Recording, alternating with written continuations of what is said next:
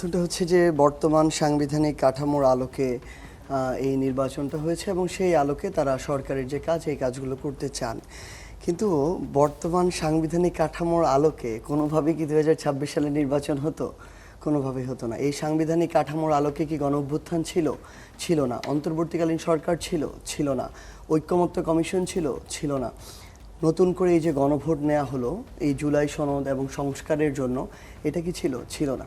এটা কিন্তু একটা স্পেশাল কেস ছিল, এক্সট্রা অর্ডিনারি একটা সিচুয়েশন ছিল, যার ভিত্তিতে এই বাংলাদেশে এই অভ্যুত্থান এবং অভ্যুত্থান পরবর্তী প্রত্যেকটা বাস্তবতা। সো এই বাস্তবতায় আমরা আমাদের জায়গা থেকে প্রত্যাশা করেছিলাম যে এখানে বিএনপি থেকে শুরু করে অন্যান্য যে রাজনৈতিক দলগুলো এখন রাজনীতি করছে প্রত্যেকে কিন্তু সাফারার, বিগত 16 বছর জুলুম নির্যাতনের শিকার হয়েছে। ওই অভ্যুত্থানে আবার সবাই একসাথে অংশগ্রহণও করেছে, বিএনপিও অংশগ্রহণ করেছে। এই অংশগ্রহণের পরে যখন একটা অভ্যুত্থান হলো, এরপর অন্তর্বর্তীকালীন সরকার ঐক্যমত্য কমিশনটা গঠন করলো। তাহলে এই ঐক্যমত্য কমিশনে বিএনপির কিন্তু সক্রিয় একটা অংশগ্রহণ ছিল সেই জায়গায়, এবং সামগ্রিকভাবে সেখানে আমরা কি দেখলাম যে 84টা বিষয় সেখানে ঐক্যমত্য হয়েছে, জুলাই সনদে নেওয়া হয়েছে। দল হিসেবে বিএনপির নোট অফ ডিসেন্ট থাকতে পারে, এটা দলীয় স্ট্যান্ড, কিন্তু দিন শেষে এই জুলাই সনদ কোনো দলের জন্য না। জুলাই সনদ বাংলাদেশের জন্য, বাংলাদেশের মানুষের জন্য, জুলাইয়ের আকাঙ্ক্ষা বাস্তবায়নের জন্য।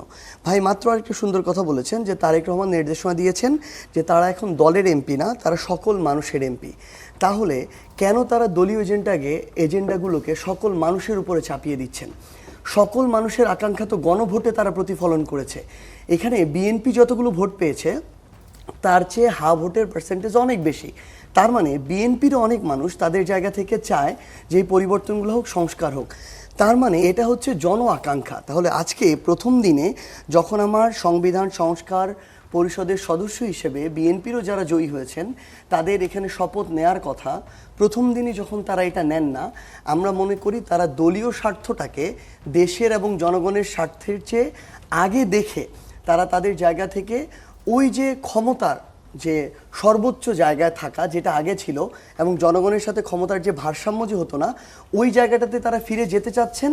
এবং তাদের জায়গা থেকে প্রথম দিনই তারা জনরায়, গণভোট এবং জুলাইয়ের আকাঙ্ক্ষাকে বৃদ্ধাঙ্গুলি দেখালেন, যেটা আমরা মনে করি জুলাইয়ের আকাঙ্ক্ষার সাথে গাদ্দারি করা। যেটা বলা হচ্ছে যে তারা একেবারে খারিজ করে দিচ্ছেন না, বলছেন যে এই শপথের ব্যাপারটি যদি সংবিধানের তফসিলে আসে তখন তারা সেই শপথ নিতে পারেন। সেই ব্যাখ্যাটাকে আপনি কিভাবে দেখেন? ভাই ব্যাপারটা হচ্ছে কোন যে এই যে একটা শর্ত আরোপ করা, এই শর্ত আরোপ করার মধ্য দিয়ে এটাকে একটা সাংবিধানিক আইনগত প্রক্রিয়ার মধ্যে ফেলে দিয়ে এখানে একটা লাল ফিতার দৌরাত্ম্য সৃষ্টি করা হচ্ছে। গতানুগতিক বাংলাদেশের আমলাতান্ত্রিক যে বিষয়টা ওইটা করা হচ্ছে, কিন্তু এটা তো এমন হওয়ার কথা ছিল না। আমাদের এই জুলাই সনদ গণভোটে যদি বাস্তবায়ন হয় তার মধ্য দিয়েই এটার লেজিটিমেসি অটো চলে আসে। এটার প্রথমত আমরা যদি দেখি গণ অভ্যুত্থান হচ্ছে এটার লেজিটিমেসি এক, দ্বিতীয়ত এটার লিগ্যাল গ্রাউন্ডটা আমরা গণভোটের মধ্য দিয়ে পাচ্ছি। এখন শুধুমাত্র কনস্টিটিউশনাল যে বিষয়টা, এইটা আমাদের এখানে আসার কথা ছিল আজকের মধ্য দিয়ে, শপথের মধ্য দিয়ে, কিন্তু এখানে এসে বিএনপি তাদের জায়গা থেকে বেঁকে বসলো এবং আবার ওই যে একটা লাল ফিতার দৌরাত্মের মধ্য দিয়ে তারা এটা ছেড়ে দিল। আমরা চাই, খুব করে চাই, 7 দিন হোক, 10 দিন পরে হোক, 15 দিন পরে হোক, তারা এই শপথটা নিক, নিয়ে আমাদের যে সামগ্রিক আকাঙ্ক্ষা ওই আকাঙ্ক্ষাটা আমরা বাস্তবায়ন করি। আমরা এটাই চাই, আমরা আশা করছি যে এটাই হবে। কিন্তু আজকে যেটা হয়েছে আমরা অবশ্যই মনে করি এটা আমাদের জনগণের গণভোটের জুলাইয়ের আকাঙ্ক্ষার পরিপন্থী। এখানে যে কথাগুলো বিএনপির তরফ থেকে বলা হচ্ছে যে সংসদ বসবে, সংসদে সব দলের প্রতিনিধিরা থাকছেন, তারা আলোচনা করবেন, তারাই প্রকৃত জনপ্রতিনিধি। সেক্ষেত্রে সেই আলোচনার সুযোগ দেওয়ার আগেই এই যে বর্জনের সিদ্ধান্তে আপনারা গেলেন, সেটা কি শুরুতেই একটা ধাক্কা দিচ্ছে না গণতান্ত্রিক প্রক্রিয়াকে? না, তারা তো প্রথমটা তো বর্জন তারাই করলো। মানে এখানে আলটিমেটলি আমরা একদম স্পষ্ট করে লেখা আছে, আমরা আমাদের জুলাই সনদের, আমি যদি লাইনটা একদম লাইন বাই লাইনও বলি এখানে, যে আমাদের স্পষ্ট করে ওই লাইনটুকু আমরা আজকে প্রত্যেকটা জায়গায় দেখেছি যে নির্বাচিত 8 নম্বরে দেয়া, নির্বাচিত প্রতিনিধিগণ সংসদ সদস্য হিসেবে শপথ গ্রহণের পর একই শপথ অনুষ্ঠানে এই আদেশের তফসিল 1 অনুযায়ী পরিষদ সদস্য বাস্তবায়ন আদেশ থেকে পড়ছেন। জি, তাহলে জুলাই সনদে তো আর এই শপথের কথা ছিল। হ্যাঁ, মানে এই জিনিসটা কিন্তু আজকেই হওয়ার কথা ছিল, এবং আজকে প্রথমে কিন্তু তারা তাদের জায়গা থেকে এই জিনিসটাকে, এই জনরায়টাকে বৃদ্ধাঙ্গুলি দেখালেন। তারপরও কিন্তু আমরা তাদের জায়গায় আশাবাদী যে তারা এটা করবেন যত দ্রুত সময়ের মধ্যে হোক। তাহলে আমাদের মনে হয় সুন্দর যে একটা শুরু সেটা আমরা পাবো। দল হিসেবে এখানে আমরা 11টা দলের একটা জোট, দল হিসেবে এনসিপির জায়গা থেকে এনসিপির আলাদা কর্মসূচি, আলাদা রাজনীতি বা আদর্শিক যে জায়গাগুলো, এই লড়াইটা এনসিপির জায়গা থেকে থাকবে। এবং এটা হচ্ছে ধরেন নির্বাচনেরই একটা কিন্তু কনসিকোয়েন্স।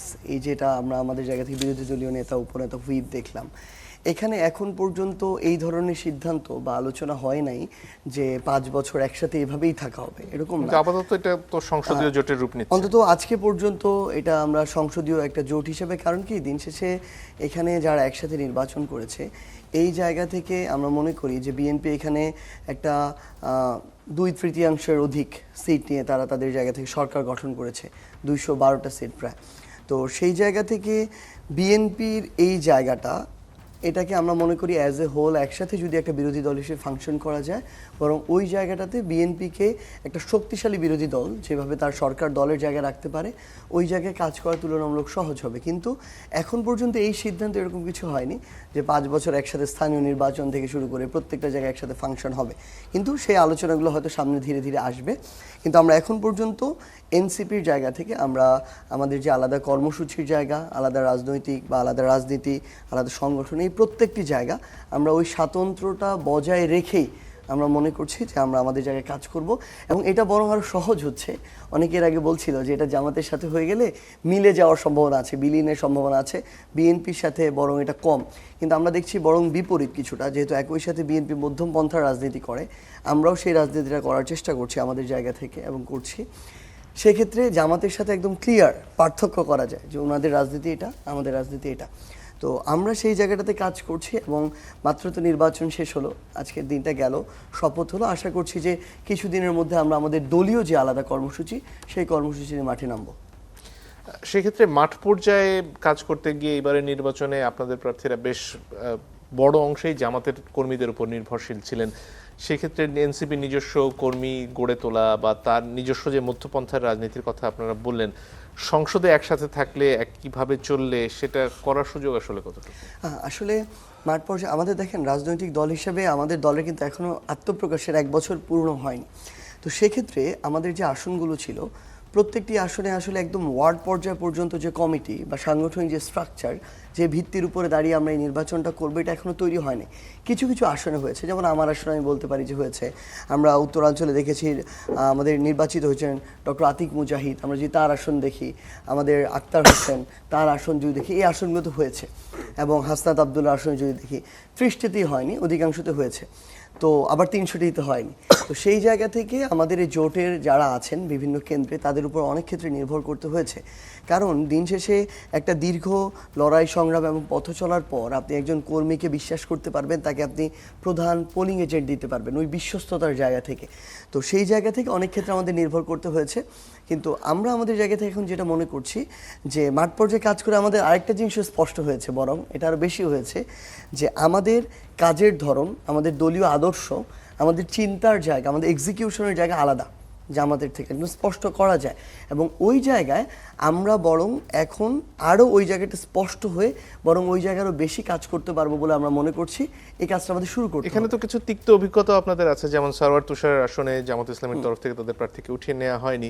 এই ব্যাপারগুলো আসলে আপনাদের দলের উপর কিভাবে প্রভাব ফেলছে? না, অবশ্যই এটা যেমন সরোয়ার তুষার ভাইয়ের এখানে যেমন এটা আছে, আবার এমন বেশ কিছু আসনে আমরা দেখেছি যে পোলিং এজেন্ট থেকে শুরু করে দায়িত্বশীল যারা, অন্তত নির্বাচনের দিন আগে তারা সাংগঠনিক হিসেবে, মাঠ পর্যায়ের কর্মী হিসেবে তারা প্রচণ্ড পরিশ্রম করেছে, কিন্তু নির্বাচনের দিন তাদের যে অ্যাক্টিভনেস যেটা থাকার দরকার ছিল, একটা জিনিস আদায় করে আনা, শেষ পর্যন্ত দাঁড়িয়ে থাকা অটলভাবে, এই জিনিসটা আমরা অনেক জায়গায় ঘাটতি দেখেছি, যেটা নিয়ে আমাদের কিছু অপ্রত্যাশিত অভিজ্ঞতা আছে।